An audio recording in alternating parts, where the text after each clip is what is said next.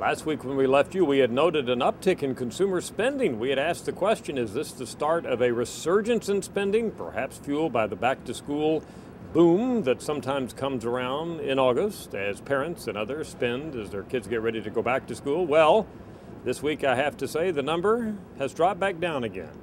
Let's look at history. Last week at this time on Tuesday, we reported a $79 weekly average in spending for the previous week, Monday through Sunday.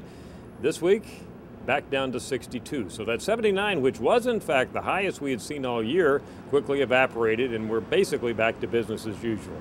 So unfortunately, I cannot bring you news that we're seeing a week after week expansion of consumer spending, at least not through Sunday of this past week. In similar fashion, our consumer confidence numbers, although still more positive than earlier this year, are down slightly from the week before. Look at the percent who say the economy is getting better at 36%. It had been 40 the previous 2 weeks.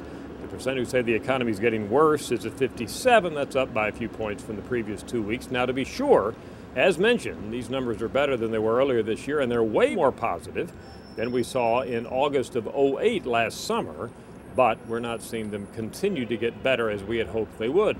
Finally, on the jobs front, dead even this week. As many Americans who are employed say their companies are letting people go as say their companies are hiring.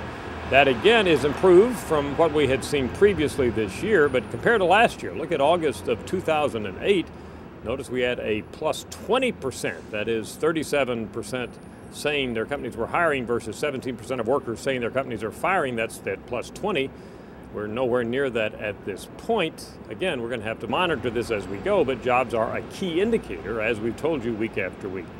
Bottom line out of this, as we near the end of the summer, 2009, we're just not able to report to you that we're seeing any sustained significant positive uptick in either consumers' mood or in their spending. I'm Dr. Frank Newport, Editor-in-Chief of the Gallup.